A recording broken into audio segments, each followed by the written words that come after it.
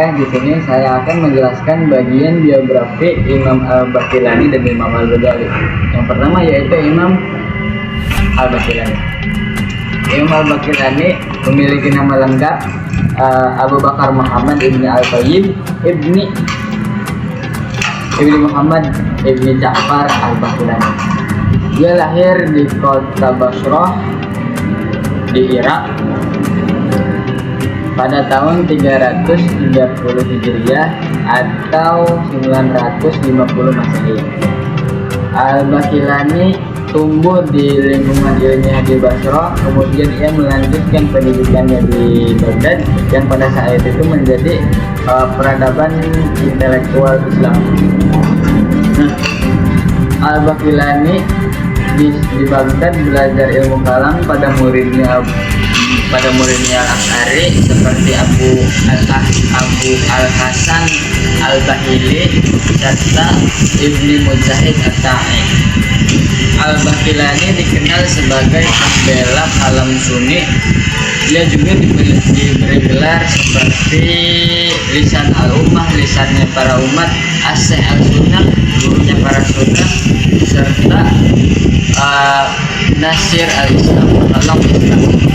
Al-Baqillani wafat pada 3 Mu'addah 403 Hijriah atau 5 Juni tahun 1013 Masehi. Dia dimakamkan di Baghdad dengan secara terhormat. Meskipun ia telah wafat, pemikirannya tidak hilang. Dia malah menjadi sumber-sumber untuk mempelajari teologi kalam Al-Ash'ari sampai pada masanya Imam Al-Ghazali. Dan yang kedua itu Imam Al-Ghazali memiliki nama lengkap Abu Muhammad ibni Muhammad Al-Ghazali Al-Busi. Ia lahir di kota Tus di Khorasan yang sekarang menjadi Iran pada tahun 450 Hijriah. Biografi Imam Al-Ghazali. Imam Al-Ghazali memiliki nama lengkap Abu Hamid Muhammad ibni Muhammad Al-Ghazali At-Tusi. Dia lahir di kota Tus, Khorasan yang sekarang menjadi Iran.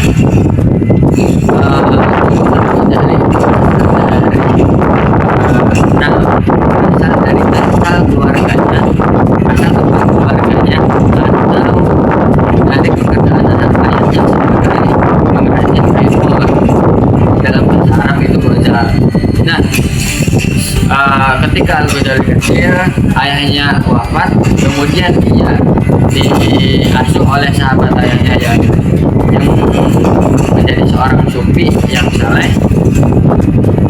Terus dia belajar di madrasah lokal di Tus.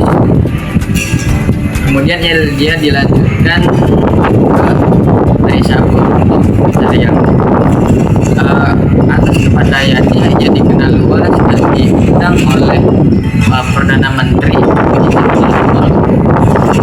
belajar di madrasah Naisabur. Nah, meskipun ia memiliki jabatan yang dihormati banyak orang, dia memiliki kerasahan batin. Kemudian ia meninggalkan jabatan itu menyendiri sabar untuk mencari ilmu seperti ke Damaskus, ke Madinah, lalu kembali lagi ke tempat asalnya yaitu di Tus.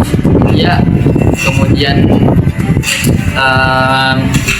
mengajar di Tus sampai wafatnya pada tahun 505 Hijriah atau 1111.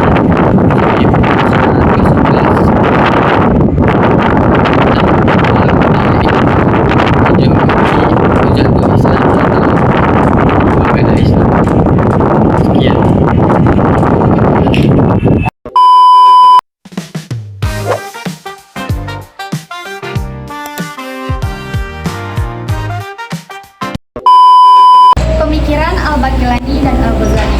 Yang pertama,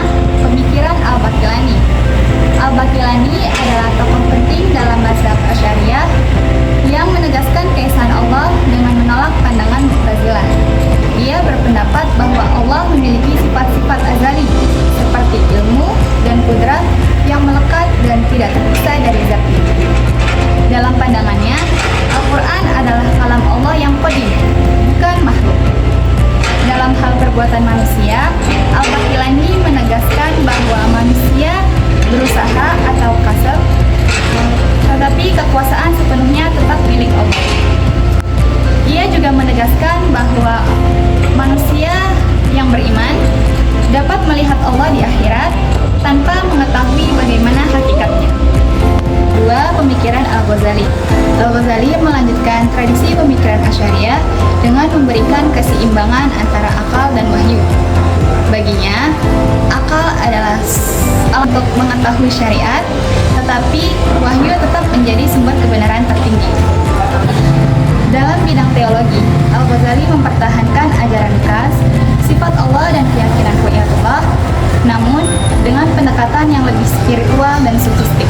Pemikirannya menjibakkan teologi, filsafat, dan tasawuf, sehingga memberi pengaruh besar terhadap perkembangan pemikiran Islam Sunni.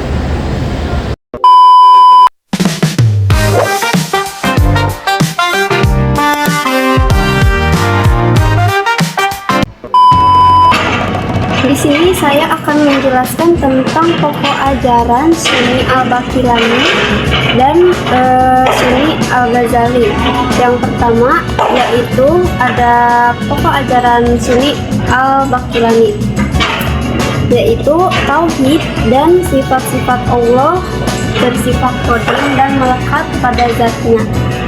Kemudian yang kedua itu menolak pandangan Mu'tazilah yang menyadarkan sifat Allah.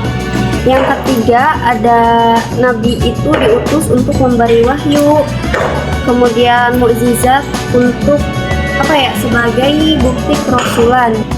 Yang terakhir yaitu ada iman dalam pembenaran hati, yaitu sebagai penyempurnaan iman. Baik, adapun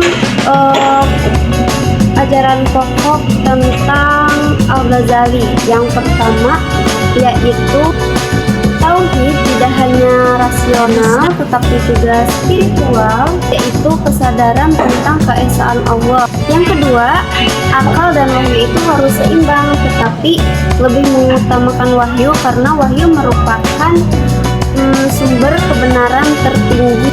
Iman sejati mencakup keyakinan, amal, dan juga penyucian jiwa. Dan yang terakhir ada ilmu kalam itu harus disertai dengan tasawuf untuk mencapai ma'rifatullah. Sekian dari saya. Wassalamualaikum warahmatullahi wabarakatuh.